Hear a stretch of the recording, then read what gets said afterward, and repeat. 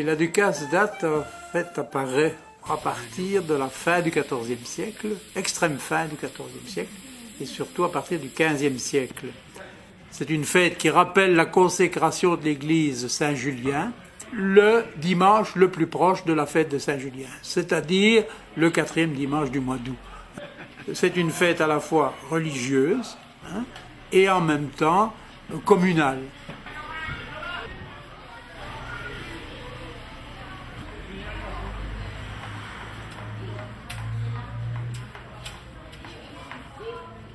Ces géants apparaissent en fait pour illustrer des scènes religieuses. Maintenant, comment choisit-on les porteurs? Traditionnellement, ce sont les groupes eux-mêmes, ce n'est pas la ville qui désigne les porteurs, c'est le groupe lui-même qui décide. On prend un tel ou on ne prend pas. Et comment fait-on la sélection? Il y a des critères. Le premier critère, c'est évidemment la famille. Les liens familiaux ou amicaux, les relations, je dirais. Maintenant, ça ne suffit pas. Il faut encore prouver qu'on est capable de le faire, parce que c'est un travail difficile. Porter 130 kilos, ce n'est pas facile. Donc, comment voit-on? On voit ça le lundi. Et le lundi, les porteurs sont un peu fatigués. Ils ont porté le samedi, le dimanche ou le dimanche toute la journée. Et donc, c'est à ce moment-là qu'on dit aux jeunes, aux candidats, allez-y, montrez ce que vous savez faire. Allez, mon fils, tu es la relais. Enlève ta veste. Allez, on est bon, hein. Tu vas danser pour moi. Allez. Passez à nous. Allez, un grand. Attention.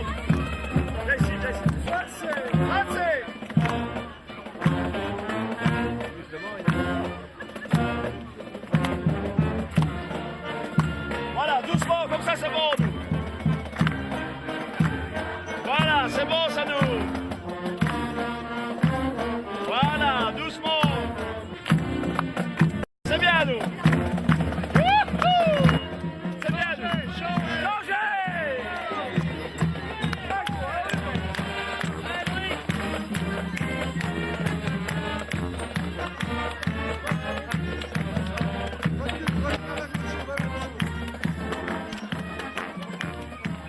Si on remonte 50 ans en arrière, on avait du mal à trouver des figurants pour des raisons diverses. Donc on faisait appel à des militaires, par exemple de la caserne, l'ancienne caserne qu'il y avait ici à Ath, qui donc effectuaient leur rôle avec moins de passion et donc le résultat était moins optimal évidemment. Suite à ça, donc, il y a un comité qui s'est créé, donc, la SBL Rénovation du Cortège, il y a 35 ans, et qui a donc redynamisé un peu ça, qui a fait appel à la base à des mouvements de jeunesse. Et ensuite, cette société a continué à investir de l'argent dans le cortège pour faire des nouveaux costumes, et c'est vraiment occupé de gérer la figuration et de s'assurer que chaque figurant tienne bien son rôle. Et je crois que c'est un succès garanti, parce que maintenant, il faut savoir qu'il y a, hors fanfare porteur, il y a 346 figurants dans le cortège. Nous sommes battus pour que la Ducasse d'Ath soit reconnue au niveau de la communauté française, ou de la Fédération Wallonie-Bruxelles, comme on dit aujourd'hui, et reconnue à l'UNESCO. Et donc, maintenant, est-ce qu'on se dit, est-ce que ça ne va pas tout bloquer? Personnellement, je trouve que non. Les éléments qui sont dans la Ducasse, ils sont là depuis des années, il faut aussi les respecter. On ne vit plus comme au XVe siècle, ni comme au XIXe, et la Ducasse, elle évolue. Maintenant, tout ça doit être réfléchi. Il ne faut pas faire n'importe quoi. On a des choses qui sont apparues il y a 10 ou 15 ans, et qui sont tout à fait respectables, comme le brûlage marron, par exemple. Voilà, quelque chose de neuf qui est apparu. Et finalement, on se dit que, vu l'évolution de la société, fatalement, la fête, elle doit commencer plus tôt, parce que les gens sont libres le vendredi soir, parce que les gens veulent faire la fête le vendredi soir. Et donc, le brûlage marron, c'est ça. Et puis, il y a un certain nombre de personnes qui réfléchissent. Et en plus, on a la Maison des Gérards, qui est un lieu, justement, de réflexion sur le sujet, et qui fait que, chaque fois qu'il y a un problème de ce type, on y réfléchit, on en discute et on prend une décision.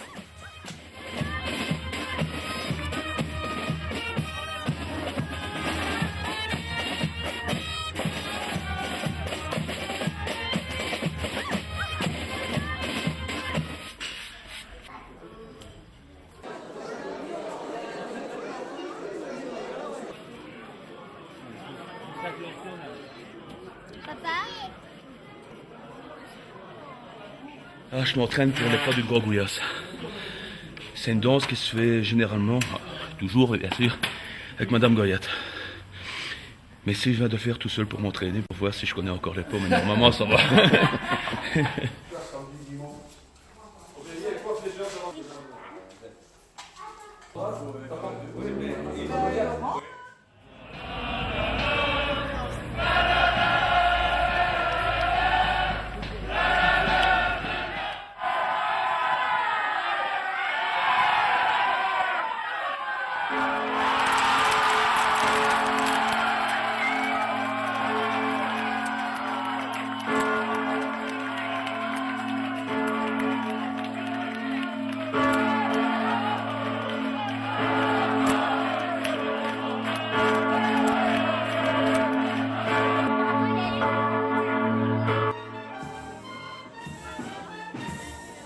Donc les chevaux lyriques apparaissent au XVIIe siècle, et puis aussi apparaissent des hommes sauvages.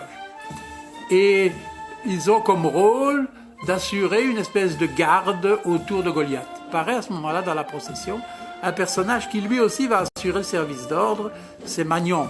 C'est-à-dire, on a ainsi l'escorte de Goliath et de Madame Goliath, qui est constituée de ces personnages qui font le service d'ordre, chevaux lyriques, hommes sauvages, hommes de feuilles et diables.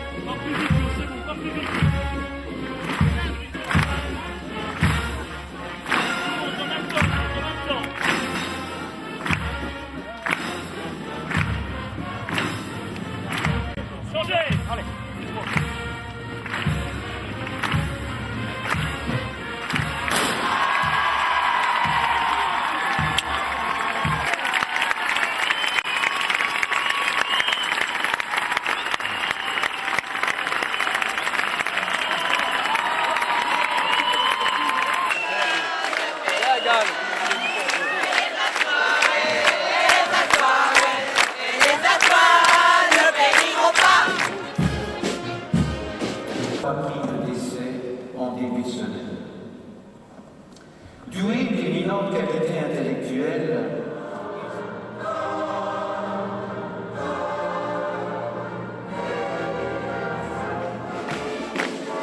ces géants apparaissent en fait pour illustrer des scènes religieuses.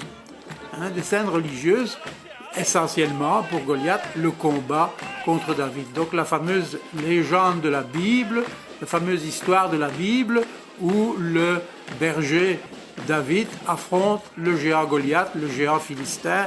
David, porte-parole des Hébreux, attaque le géant philistin. C'est donc l'opposition et en même temps le petit qui gagne sur le plus fort. Donc grâce à l'aide de Dieu. Viens à chien, et tout de l'an de vivre, je me sauve. Petit Amaron, tu ne porteras plus ton flambeau, ni mon beau.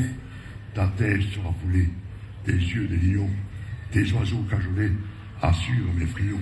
Approche seulement, ennemi des Hébreux, le mutin affronté du genre c'est contre Dieu. L'avantage est pour moi, j'ai pour escorte un Dieu toujours vainqueur, sa main justement forte. Quand Dieu tendra son arc, et moi dessus la terre, te livre, joue la guerre, non pas à toi, petit objet. Quand tu seras un Dieu, avec autant de pages, oseras-tu me combattre avec tant d'avantages? Ah, blasphème, tu en seras puni. Un Dieu qui se pique, couronné de bonheur, ne peut rien souffrir contre son sang et son honneur. Ah, Seigneur, donnez-moi la force à puissance dans mon bras, que j'en tire à la vengeance.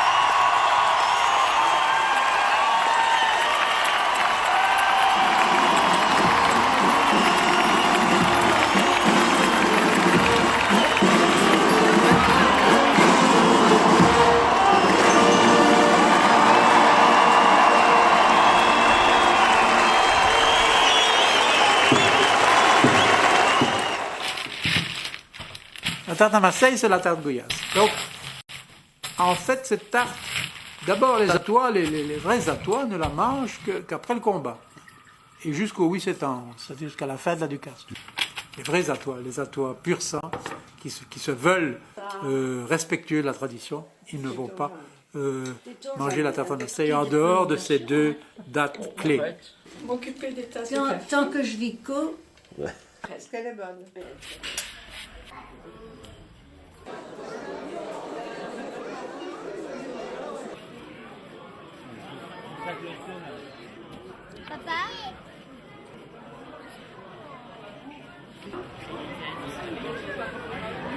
Cette procession, en fait, elle va devoir être modifiée, ou plutôt elle va perdre son caractère religieux, parce que les Hollandais vont faire une circulaire en 1819 qui interdit la présence de diables, de monstres, de géants, de dragons dans les processions religieuses. Donc les Hollandais, qui étaient calvinistes, un peu épurateurs, si je puis dire, de la religion, trouvaient tout ça insolite, un peu baroque, et donc ils ont dit tout ça ne peut plus figurer dans les processions religieuses. Mais comme les gens y tiennent, comme les gens y sont très attachés, eh bien les gens ont continué à sortir. Ça ne s'est plus appelé procession, c'est devenu un cortège. La procession s'est donc muée en cortège à partir de 1819. Pour l'aigle, qui apparaît probablement à la fin du XVIIe siècle, l'aigle des tailleurs, donc c'est le géant des tailleurs.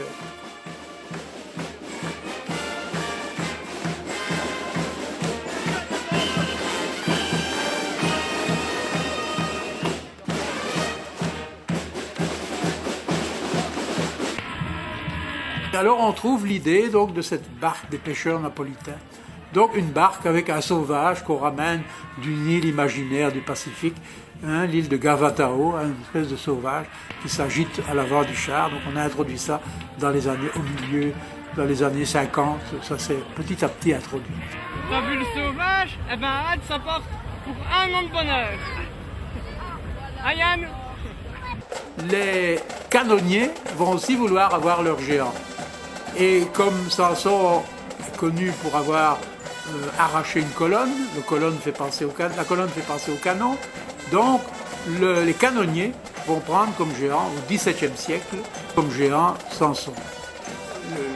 La procession est en train de muter au XIXe siècle, est en train d'évoluer, de se transformer, devenir une procession où il y a une influence de l'histoire locale, de l'histoire régionale, du civisme, de l'histoire nationale, aussi du pittoresque, parce qu'on a un char, on crée en 1850 aussi un char qui illustre la mythologie, Vénus, et puis la flore, et puis ça devient le char de l'horticulture.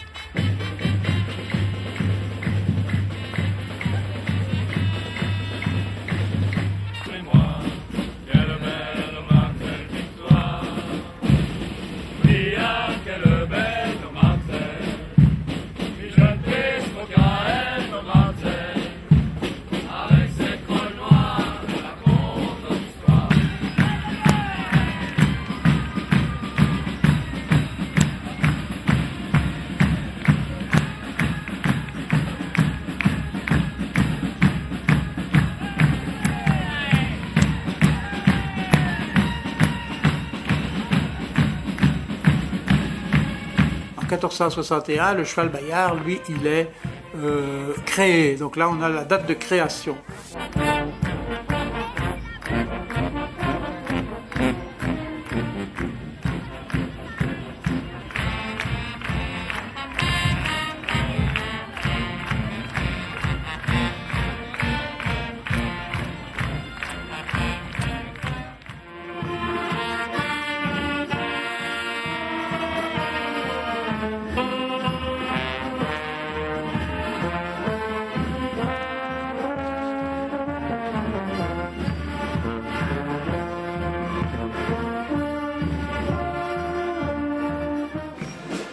Donc on voit ainsi ce cortège, vous voyez comment il s'est constitué, comment il s'est structuré, donc avec des choses d'origine médiévale, d'origine 17e, 18e, et puis 19e et 20e.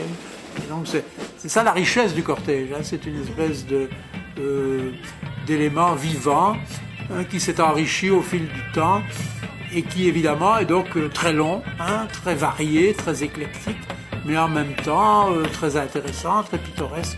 Et au fond, les Artois tiennent beaucoup à tous les groupes. Évidemment, le plus pittoresque, ce sont les géants, bien sûr, parce qu'ils dansent, parce qu'ils sont animés, hein, mais le reste intéresse aussi les Artois. Et aujourd'hui, il y a une espèce d'unanimité autour de cette Ducasse.